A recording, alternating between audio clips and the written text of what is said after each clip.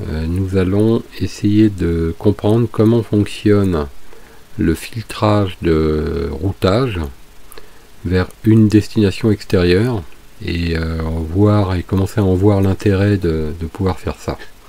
Alors pour travailler, j'utilise toujours la même solution que depuis le début de cette présentation de NetFilter, à savoir mon routeur NetFilter équipé de 3 cartes réseau, une carte qui pour l'instant n'est pas utile dans les démonstrations, une carte vers la sortie ici où on va trouver internet directement connecté. En réalité il y a une box ici mais elle est transparente pour nous, un ordinateur qui peut servir d'ordinateur de test ou voire d'action pirate éventuelle, et puis un ou deux ordinateurs selon les TP qu'on envisage de faire, qui vont permettre de simuler le réseau interne d'une entreprise, donc une partie un peu privée donc qu'on vise à protéger. Les deux ordinateurs en question sont ici, celui de gauche, celui de droite, et le troisième ordinateur, il est en train d'envoyer des pings. C'est cette machine là qui est donc une machine se trouvant donc ici. Alors ce qu'on va chercher à faire nous, c'est par rapport à ces ordinateurs là, on va autoriser un ordinateur à atteindre un serveur et on va l'empêcher d'atteindre un autre serveur et on va faire l'inverse pour lui. Donc je m'explique, ce que je veux faire c'est pouvoir pinguer cette adresse là librement sur cet ordinateur, mais ne pas y arriver ici. Donc ne pas y arriver, alors qu'ici j'y arriverai, et inversement. Alors pour ça je vais ouvrir une deuxième fenêtre de commande, pareil ici, pouvoir pinguer une autre adresse,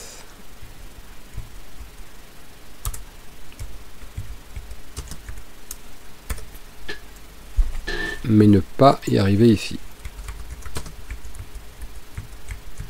Donc c'est bien parce que ça me fait en fait un refus qui est autorisé sur l'autre et vice versa une autorisation qui est refusée sur l'autre. Alors actuellement, comme j'ai fait aucune règle, on pourrait se dire bah, tout doit fonctionner. Donc si je prends par exemple cette machine que j'essaie d'envoyer un ping, je me rends compte que ça marche pas. Si j'essaie d'envoyer un ping vers l'autre adresse, ça marche pas. Et donc pour celle-là, rien ne va fonctionner non plus. Alors pourquoi? Simplement parce que mon routeur, ici donc, ne filtre pas le transfert, donc ça passe en réalité mais on ne le voit pas. Mais il n'opère pas la fonctionnalité de NAT ici entre ce flux là au moment où il sort. Ce qui veut dire quoi? Ce qui veut dire que les adresses qui sont celles de mon poste 1 et 2, lorsqu'elles transitent au travers de ce routeur, elles ne changent pas. Donc sur les paquets que j'envoie ici, l'adresse qui va apparaître au niveau de ce réseau reste celle de ces ordis. Donc il faut imaginer qu'elles vont atteindre ma box qui se trouve ici, elles vont donc atteindre les adresses que je suis en train d'essayer de tester, 8888 et 8844, et au moment où ces ordinateurs vont me répondre, ma box qui est ici va rencontrer un problème, puisqu'elle va devoir retourner les réponses auprès de mes deux ordis, autrement dit auprès de mon réseau qui se trouve ici.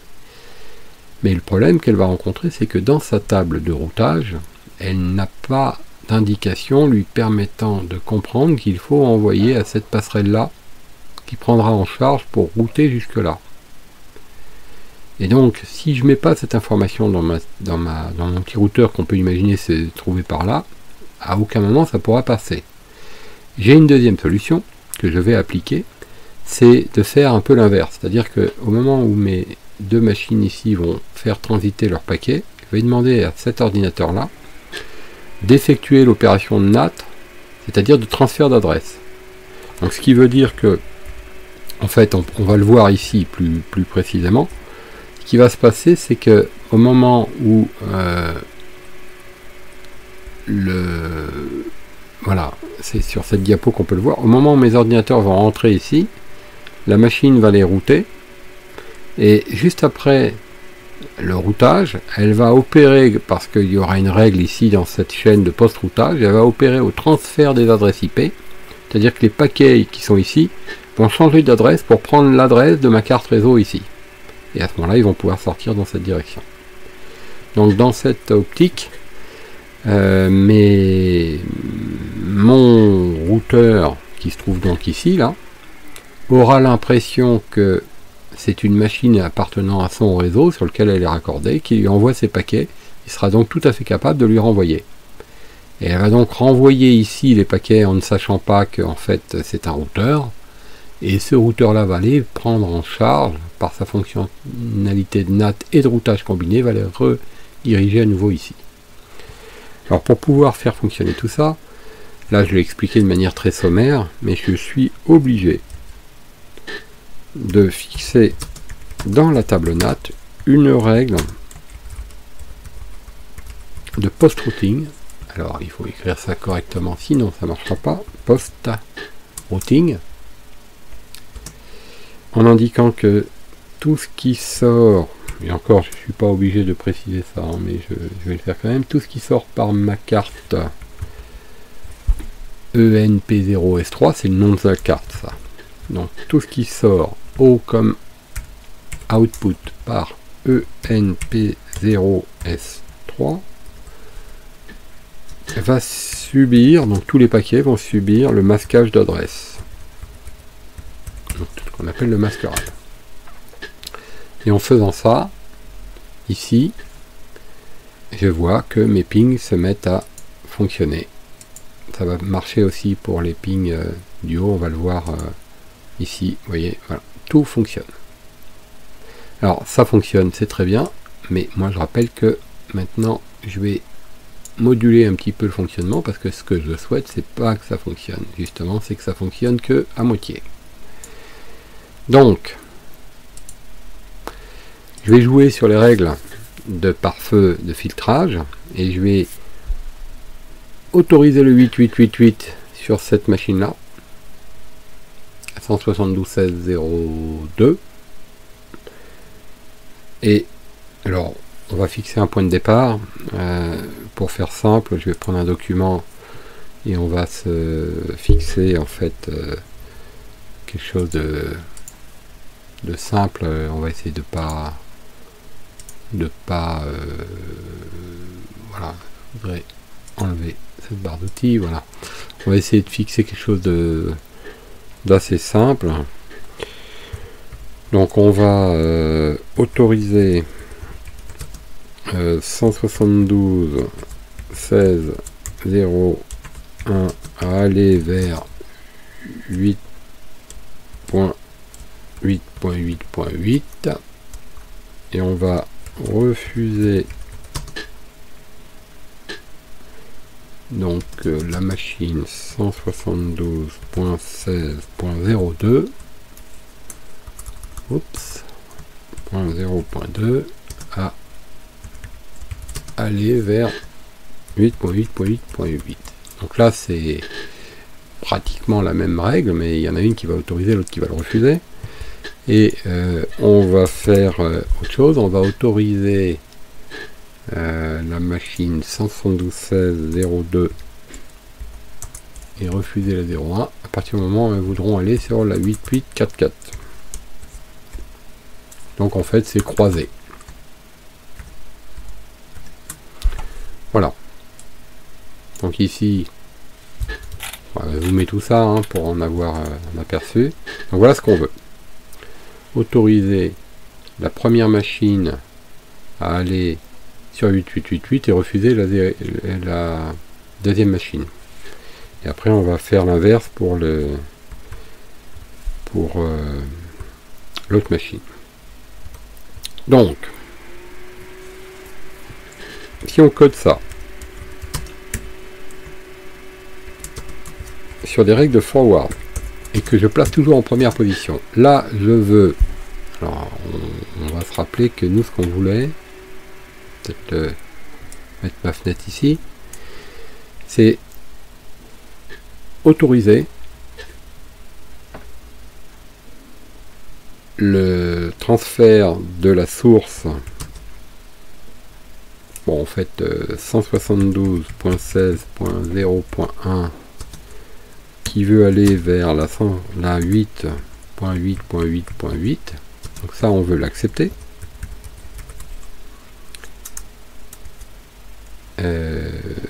iptab tiré, ah oui, qu'est-ce que j'ai mis là? Non, c'est bon. C'est une bêtise. Ah oui, oui, pardon. Je recommence. Tiré J, j'ai oublié le tiré J en fait. J'ai pas fait attention. Donc, tiré J, accepte. Donc là, on voit bien que j'autorise la machine 72.16.01 à aller vers 8.8.8.8. Donc c'est clair. Ensuite, ben, on sait qu'on veut aussi l'autoriser la 172.16.02 à aller vers la 8.8.4.4. Donc on peut pratiquement tout de suite écrire notre règle. La 02 à aller vers la 8.8.4.4. Donc ça, on l'a autorisé également. Après, on veut des refus. Alors par exemple, la 01 ne doit pas aller vers la 8.8.4.4. Donc la 01, ici, ne doit pas aller vers la 8.8.4.4.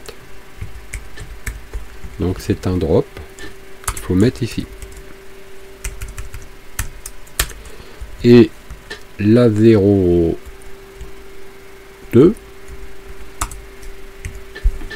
donc on est ici, ne doit pas aller vers la 8.8.8.8.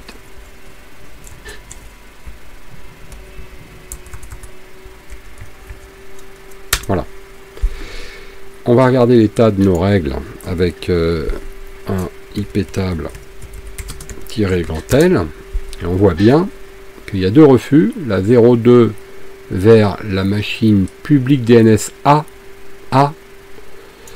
est refusée, tandis que la 01 est refusée pour aller vers la publique DNS B.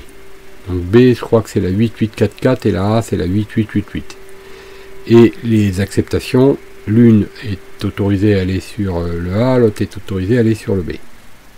Et on va voir ce que ça donne au niveau de nos au niveau de nos ordi. Donc, si on regarde ici, en haut, il ping toujours, en bas il ne ping plus. Et nous avons l'inverse ici. Le ping 8.8.4.4 ici ne marche pas, le ping 8.8.8.8 fonctionne. Donc le ping 8.8.4.4 ici ne marche pas, le ping 8.8.8.8 fonctionne. Ici le ping 8.8.4.4 fonctionne, le 8.8.8.8 ne fonctionne pas. Nous avons atteint l'objectif. Voilà.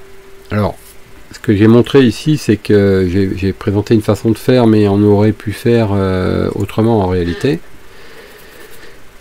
Parce que on pouvait synthétiser ces règles et se dire bon, a priori il n'y a qu'à juste autoriser la 01 à aller vers la 8.8.8.8 et la 02 à aller vers la 8.8.4.4 et interdire tout le reste. Ça aurait fait 3 règles au lieu de 4, mais ça interdisait tout le reste. Si par exemple vous ajoutez une troisième machine, elle était impliquée dans le processus de filtrage, et donc elle n'aurait pas pu pinguer ni l'un ni l'autre des serveurs.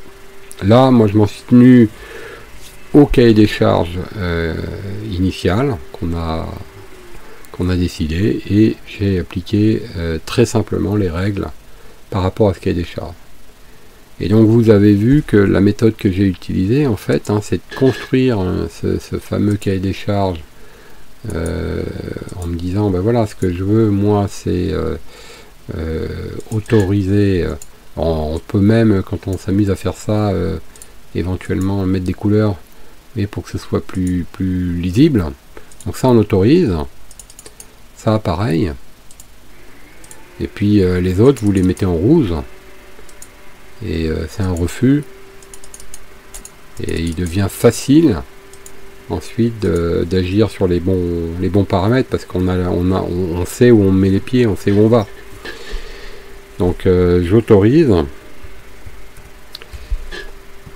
Donc on sait quand c'est une règle accepte, on sait qu'on aura une deuxième règle accepte, il suffit de jouer sur la source, la destination, et ensuite on fait les mêmes règles, c'est quasiment les mêmes, mais on joue sur le mot drop, donc puisque c'est un refus, et on change l'adresse. Et avec cette méthode là, en ayant pris la peine de se faire un petit entre guillemets cahier des charges, comme vous le voyez ici, il devient facile de faire simplement les choses, et du coup de les établir. Voilà. Alors sur cette petite présentation qui est somme toute assez simple, on voit que ça répond immédiatement. Après on pourrait poursuivre avec d'autres destinations. Alors ce qu'il faut savoir, c'est que les tests que j'ai fait ici, on va poursuivre sur un autre exemple avant de conclure. Les tests que j'ai fait, ça conditionnait des adresses IP ici, mais vous avez remarqué que lorsque j'ai créé mes règles, alors en fait on les voit bien ces règles, comme par exemple celle-ci, j'ai bien indiqué les adresses de destination, tandis que quand vous regardez au niveau du résultat, la destination est interprétée par la machine Linux. En fait, cette adresse IP correspond donc à ce nom Google Public DNS. Ce qui veut dire que ma machine Linux ici a été en mesure de faire elle-même cette correspondance. Et elle ne l'a pas fait toute seule, elle a fait une requête DNS pour ça. C'est-à-dire qu'elle a fait quelque chose qui pourrait s'apparenter à ça. Et en faisant comme ça, elle a pu déterminer quel était le nom de la machine qui répondait. Voilà, par exemple, avec cette commande-là, on le saurait. Et on a directement le nom qui s'affiche ici. Alors, pourquoi je vous précise ce point-là? Parce que c'est important de savoir que justement, quand vous faites votre cahier des charges et que vous mettez en place des règles de sécurité, il faut toujours penser qu'à un moment donné, il y a des choses auxquelles vous ne penserez pas et que vous allez peut-être bloquer. Alors, par exemple, lorsque je mets une règle ici qui verrouillerait l'ensemble, donc par exemple si je verrouillais avec une règle -a ici -j drop, donc là je bloque tout ce qui est routage en dehors des règles qui étaient établies. Donc je bloque tout ce qui est routage en dehors des règles que j'ai établies, mais vous allez vous rendre compte quand même, mes deux machines arrêtent de pinguer. Alors pourquoi elles arrêtent de pinguer alors que ça marchait très bien? Pourtant, si on analyse, alors on va se focaliser là sur les règles qu'on a, on va regarder ces règles attentivement. On a bien ici nos refus, mais ils sont bien implicites. Celle-là vers ça, celle-là vers ça. Alors ça, on l'avait tout à l'heure, cette règle, on l'avait déjà. Ici, elles n'ont pas changé de place, et pourtant ça marchait. Et ce qu'on a fait, c'est qu'on a rajouté ça. Et depuis qu'on a ajouté ça, ça ping plus.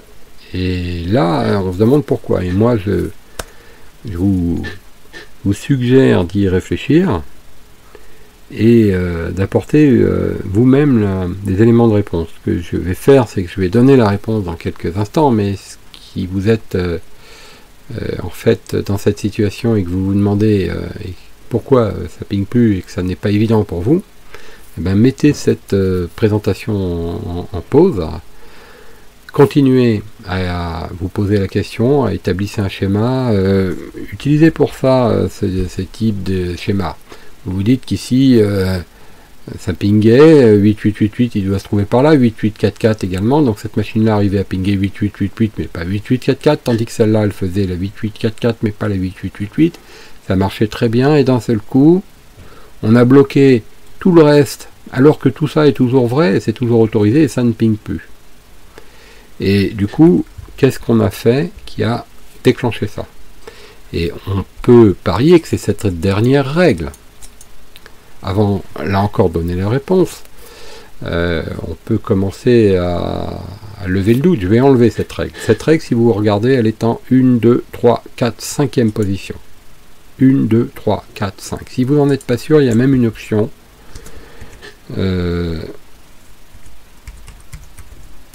comme ça, qui vous permet d'afficher les règles. Ça, vous avez un numéro ici. Donc, il est clair que c'est la règle numéro 5 donc, qui nous gêne. Donc, si on l'enlève, l'enlever, c'est delete. Mais attention, n'oubliez pas de mettre le numéro de la règle. Donc, si vous enlevez cette règle, ici, on va voir que le ping ici repart. Vous le voyez derrière, là où je place ma souris. Et vous voyez ici, il repart. Tandis que là et là, il ne part pas. Donc ça refait exactement ce qui était prévu, à savoir mes 4 règles ici fonctionnent parfaitement. Les 2 règles d'interdiction qui conditionnent cette machine-là et celle-là, et puis les 2 règles d'autorisation qui conditionnent cet écran-là et celui-ci. Pourquoi, lorsque j'ai rajouté ça tout à l'heure, tout a été bloqué comme on va le voir à nouveau maintenant? Voilà la question que je vous propose d'étudier et de résoudre par vous-même. Voilà, donc pour conclure sur cette présentation, je vous demande de jouer le jeu et de régler par vous-même ce problème. Mais dans 5 secondes, je vais donner la solution. Ces 5 secondes vont vous permettre de mettre en pause cette présentation et donc de poursuivre sans l'aide de cette vidéo, de ces explications. Et si vous n'y arrivez pas, il vous suffira de poursuivre la présentation. Voilà, donc le temps de compter jusqu'à 5 et nous allons discuter de la solution.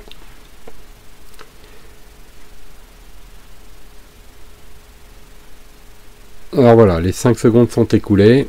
Et la question qui se pose, donc, c'est pourquoi depuis que nous avons mis cette règle, et on le voit bien, puisque lorsqu'on l'enlève, elle s'annule, pourquoi, lorsque cette règle est présente, mes 2 machines ne pingent plus rien du tout, et pourquoi, lorsque je l'enlève, ça reping. Alors, lorsque je l'enlève, ça reping, c'est normal, je dirais que ça ne devrait pas vous poser de problème, puisque vous retrouvez en fait vos 4 règles qui autorisent la machine ici à pinguer 8844 et celle-ci à pinguer la 8888, mais pas l'inverse. Donc c'est exactement ce qui est codé ici et qu'on a parfaitement réussi à comprendre dès le début. Maintenant, quand je remets ma règle d'interdiction et que je regarde mon schéma, je me dis que j'ai mis une règle qui dit au routeur de bloquer tout ce qui transite. Forward, c'est transiter. Et si je me mettais à réfléchir en tant que si j'étais moi-même le routeur, je dirais moi j'ai reçu un ordre, je dois bloquer tout ce qui transite. Alors que cette règle, c'est là que ça se corse, c'est qu'elle se trouve en dessous. Donc si elle se trouve en dessous, cette règle n'intervient que après qu'on ait donné implicitement des autorisations qui devraient donc continuer à jouer leur rôle, c'est-à-dire que la machine 172.16.02 doit toujours être capable de pinguer la 8844, alors que la machine 172.16.01 doit toujours être capable de pinguer la 8888. Mais ça ne marche plus. Pourquoi? Parce que lorsque la machine 8888 et 8844 répondent, j'ai pas fait de règle pour elles, pour autoriser ce qui vient de ces machines. Il n'y a pas de règle suffisamment précise pour autoriser ce qui vient de ces machines. Donc, elles vont subir de plein fouet la règle que je viens d'ajouter, qui va dire que tout ce qui arrive est bloqué. Enfin, tout ce qui cherche à transiter est bloqué. Donc, en faisant ça, en réalité, j'empêche le retour du ping. Tout simplement, je bloque le retour du ping. Donc cette règle ici ne vient pas perturber mes règles ici, en réalité, mais elle empêche le retour du ping. Donc si j'ajoutais en 5e position une règle qui autorise la 8888 à traverser, Ça devrait marcher. Et on va le faire. Alors on va utiliser une ligne qui a déjà été codée, ça ira plus vite. Voilà. Donc si j'autorise la machine 8.8.8.8, je vais même pas mettre de destination, c'est pas utile, à passer, et que cette règle là je la mets par exemple en 5e position, donc elle va se placer juste après cette règle là,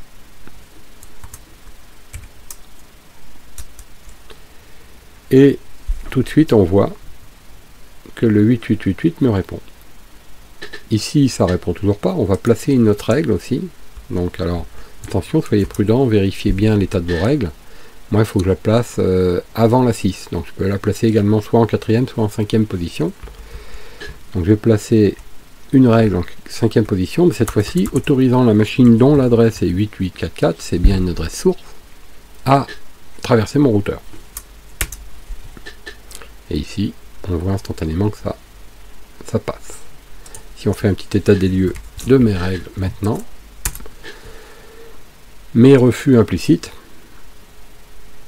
qui fonctionnent toujours, et on peut voir ici que ça ping toujours pas, et là non plus, et ça c'est tout à fait normal, c'est ces deux refus. Les autorisations qui sont ici, là et là. L'autorisation ici indiquant que Google est bienvenu et il peut passer, Google Public DNS-B, c'est-à-dire 8844, et Google Public DNS-A, c'est-à-dire 8888, sont autorisés à passer, mais tout le reste est bloqué. Tant que je n'avais pas précisé ces deux machines-là, c'est cette règle-là qui s'appliquait pour eux. Pourquoi? Parce que je n'avais pas donné de précision quant à la source de Google, donc il prenait la règle de n'importe où, anywhere. Donc voilà pourquoi cette règle m'a bloqué tout à l'heure. Et cet exercice montre à quel point il faut être vigilant et toujours travailler avec un schéma pour s'imaginer le mouvement des paquets. Et là, si vous le faites, vous apercevez effectivement que 8888 et 8844 se trouvent ici dans le nuage. Lorsqu'ils veulent rentrer et que le routeur regarde les règles, eh ben, le routeur dira j'ai pas de règle pour 8888, j'ai pas de règle pour 8844, par contre j'ai une règle qui dit tu bloques tout, donc je bloque tout. Par contre, les règles, quand ces PC là vous les transmettent, ils disaient ben, toi tu peux pas aller vers 8844, mais tu peux aller vers 8888, et toi tu peux aller vers 8844, mais tu peux pas aller vers 8888. Donc ça marchait pour eux, parce que c'est dans ce sens là il y avait une règle, mais ça ne marchait pas pour la réponse, puisque dans ce sens là on n'avait pas encore établi les règles. Donc voilà comment on met en pratique et en évidence ce type de solution. Maintenant, pour clore cette opération, je pose une question, et là encore, je vais mettre un petit délai avant d'y répondre, mais surtout on va expliquer pourquoi. À votre avis, je vais arrêter les pings ici, on n'a plus besoin de les laisser tourner. À votre avis, qu'est-ce qui se passe si je veux pinguer une autre adresse que 8888 ou 8844? Donc qu'est-ce qui peut se passer si par exemple je voulais pinguer je sais pas, une adresse qui me vient comme ça, que j'ai en tête, 194.2.0.20 par exemple. Alors depuis cette machine là ou celle-là, hein, peu importe, qu'est-ce qui peut se passer selon vous, sachant que cette adresse, je n'ai pas vérifié, mais je sais qu'elle va répondre. C'est une adresse internet. Donc qu'est-ce qui va se passer, selon vous, sur cette adresse, en tenant compte des règles actuellement établies, c'est-à-dire celles que nous voyons ici.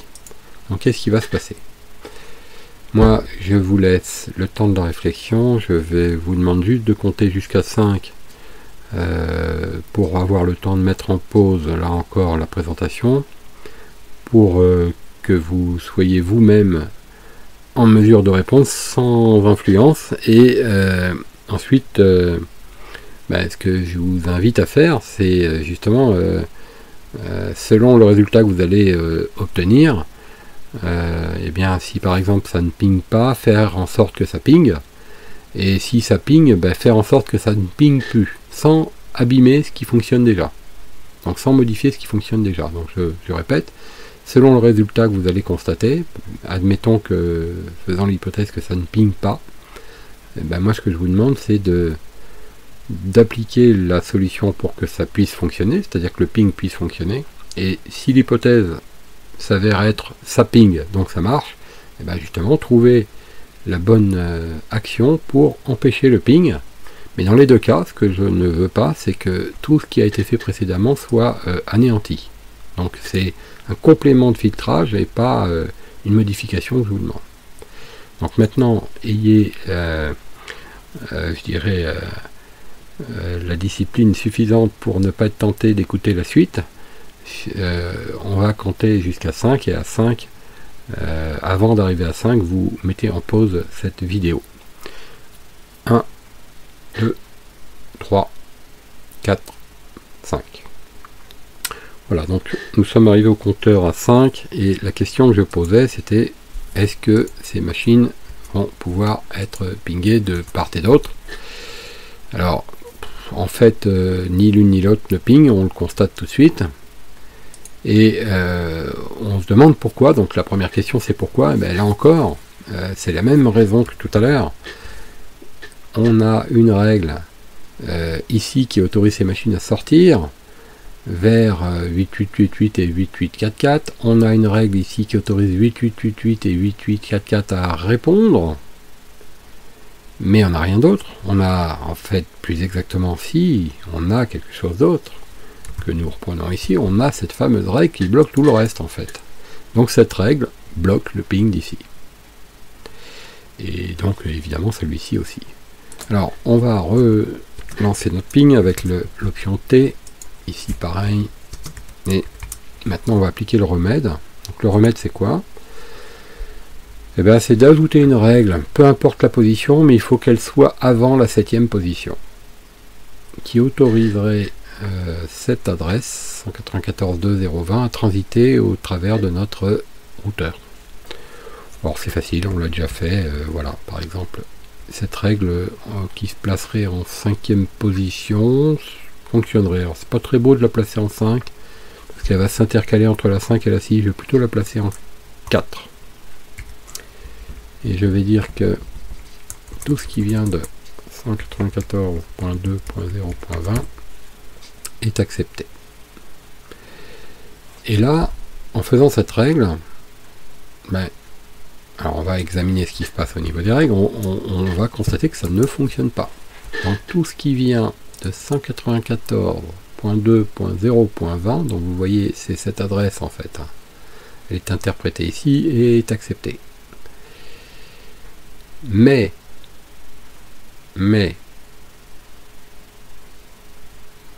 tout ce qui vient de cette adresse est accepté. Mais tout ce qui va vers cette adresse, il n'y a pas de règle qui donne l'autorisation de fonctionner. Donc cette règle-là ne joue pas, celle-là ne joue pas, celle-là ne joue pas, celle-là joue, mais seulement dans un sens. Celle-là ne joue pas, ça ne concerne pas, celle-là non plus, mais celle-là, elle bloque tout. Donc elle me bloque l'accès de retour vers cette machine-là. Il faut donc que j'ajoute une règle. Je peux la laisser en 4e position vers cette machine-là.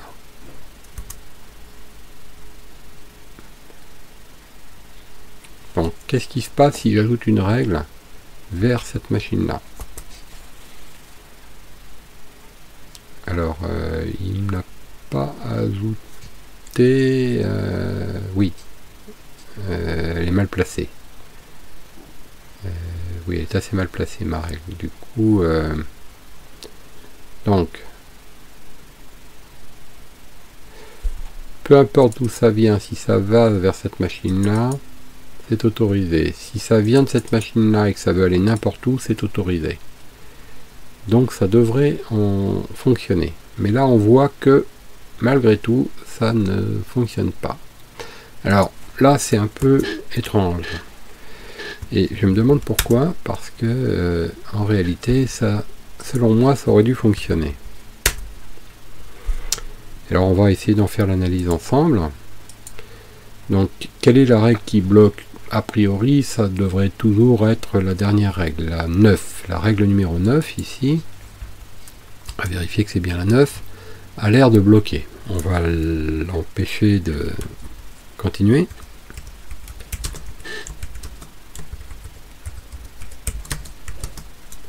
Donc on efface cette règle et on voit que ça ping toujours pas.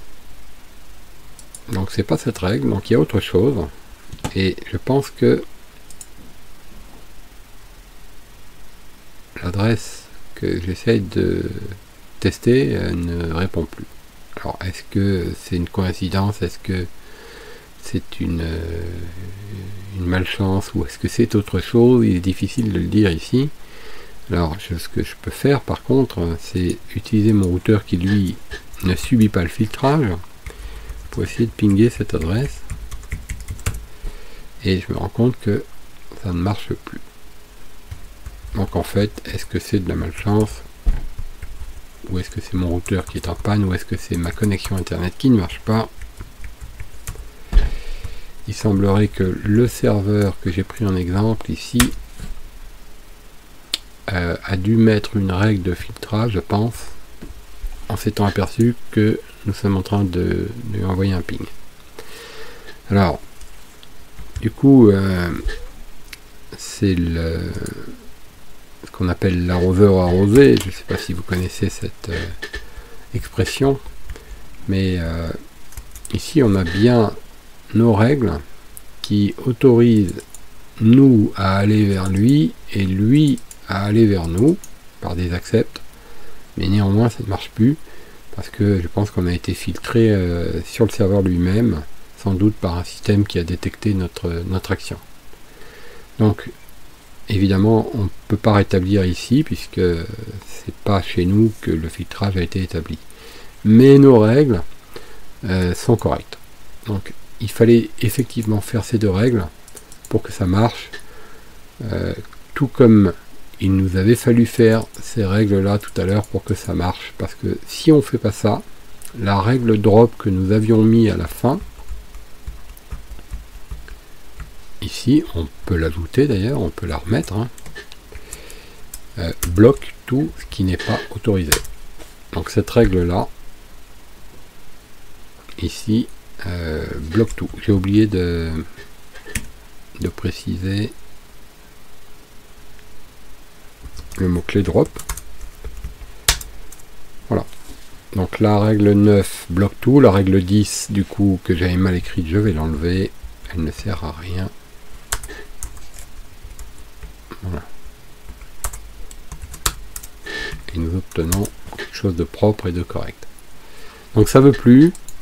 Et je pense que si on réessaye un petit peu plus tard, ça devrait fonctionner, mais là, ça ne marche pas. Alors, pour finir sur un succès, on peut éventuellement prendre une autre adresse. Alors, on va en chercher une. Par exemple, on pourrait essayer de trouver une adresse... pas, par exemple Microsoft,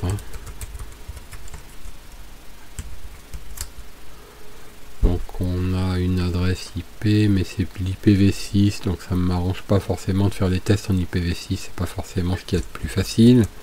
On va essayer de trouver autre chose, ou debian.org.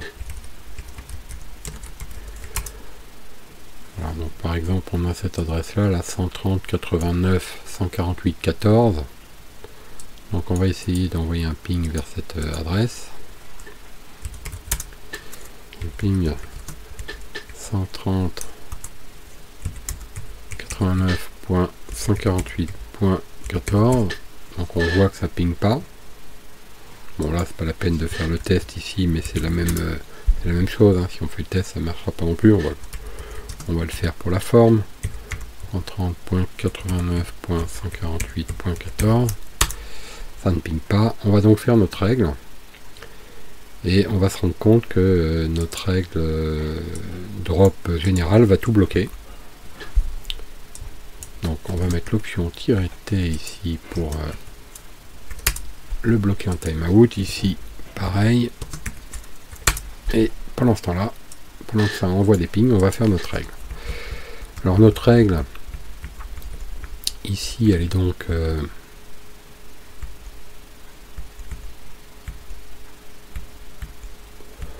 alors en fait, j'essaie de trouver une règle qui serait... on peut la mettre en 3e position par exemple. Donc en 3e position, je vais indiquer l'adresse IP que je veux autoriser, donc 130.89.148.14 en acceptation. Et on voit donc que ça ne répond toujours pas, pour les raisons qu'on a expliquées tout à l'heure. C'est que si on fait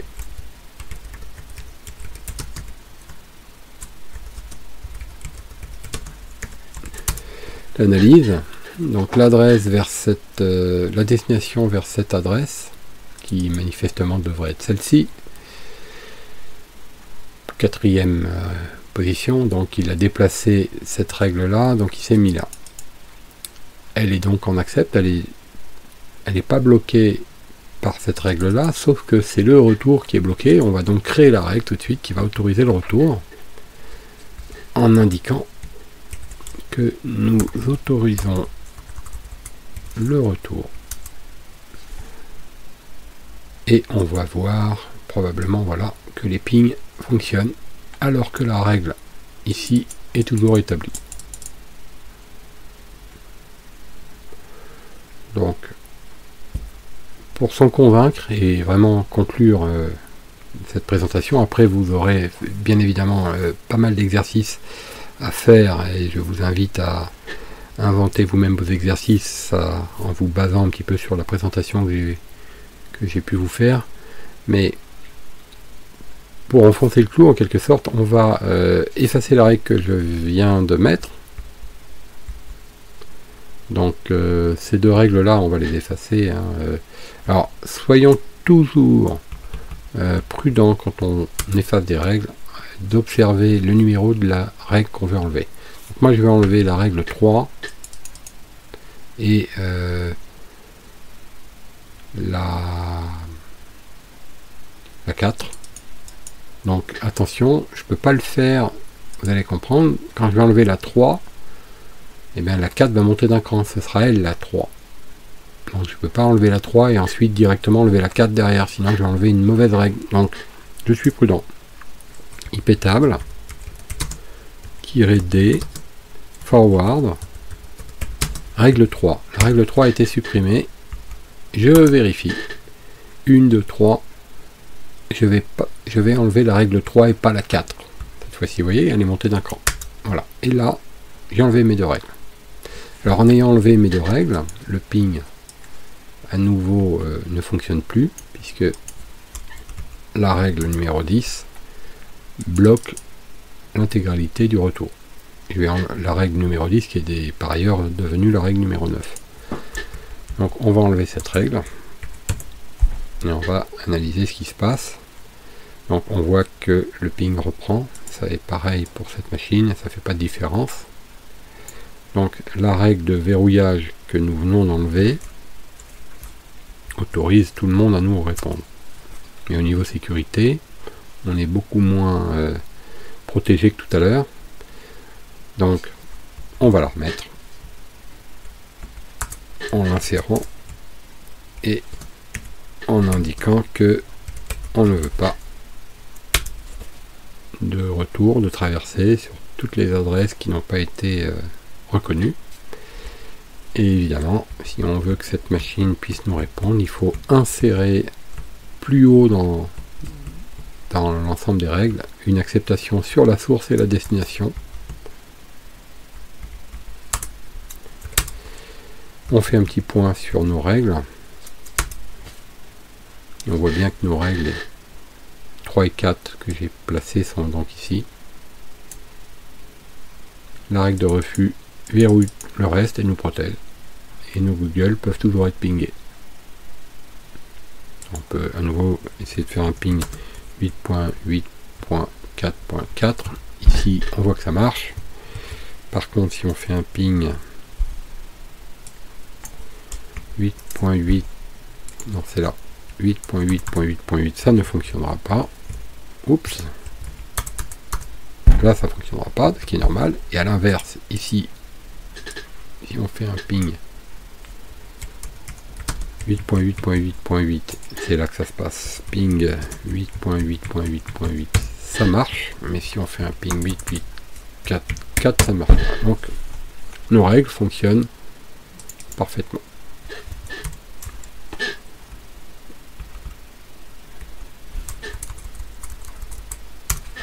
Nos règles fonctionnent parfaitement.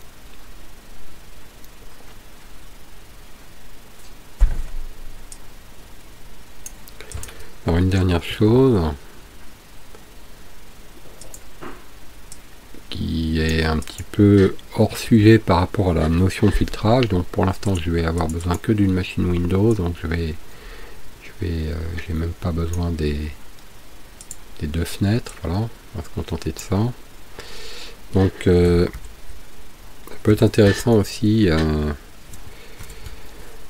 Alors c'est quelque chose qui est facultatif et qui fait l'objet d'une autre présentation, mais si vous avez déjà eu l'occasion de travailler avec cette fonction que je vais vous présenter ici en application, vous allez voir que ça peut nous aider à comprendre aussi le processus du NAT. Donc je vais installer la fonction d'analyse de paquets qui s'appelle tcpdump. Donc là, je fais ça sur le routeur Linux. Et ce logiciel d'analyse de paquets là, qui s'appelle tcpdump va me permettre, donc en indiquant l'adresse, enfin l'interface ENP0S3,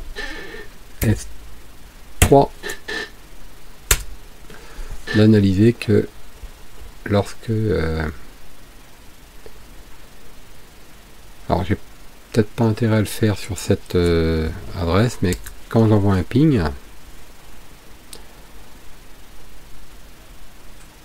alors le 8844 qui va fonctionner, lui qui est autorisé, donc voilà. Donc vous voyez, alors je vais arrêter mon ping ici et je vais arrêter mon tcpdump. Donc on voit bien que si on prend cette ligne là par exemple, je vais arrêter le tcpdump, si on prend cette ligne là, c'est un echo request, donc c'est bien une demande de ping et elle vient d'ici. Elle veut aller vers Google Public DNSB, c'est bien 8844, donc c'est bien l'un de ces paquets là qu'on est en train de capturer ici. Et qu'est-ce qu'on voit? On voit que c'est 192.168 1.30 qui ping Google et non pas 172.16.02 comme on pouvait s'y attendre. Donc ça met en évidence le fait que c'est bien le NAT qui a fait cette opération. Et on peut même refaire le test sur l'autre interface qui s'appelle NP0S8. Alors là, il y a trop de choses qui circulent, il faudrait que je mette des fils parce que je suis connecté en SSH, donc c'est pas exploitable. Donc on va pas le faire, et de plus c'est un petit peu hors sujet par rapport à notre présentation. Donc voilà, au terme de cette présentation qui consistait à mettre en évidence différentes manips de filtrage sur la chaîne forward, donc ici, et ça a permis de voir qu'on pouvait agir sur la source, la destination, sur des refus, des autorisations, des interdictions, mais surtout de bien comprendre que si dans le cas d'un ping, vous bloquez dans un sens, et bien le retour ne pourra pas se faire, vu que un ping c'était forcément un aller-retour, ce qui est vrai pour la plupart des connexions réseau. Une requête de connexion attend toujours un acquittement en tant que réponse. Donc si vous bloquez tout ce qui rentre dans un sens, dans l'état actuel de nos connaissances du pare-feu, on ne pourrait pas travailler. Donc pour l'instant, on arrive à cette conclusion que lorsque nous faisons nos règles, nous sommes tenus de bien préciser le sens opposé pour autoriser le passage de nos retours de ping.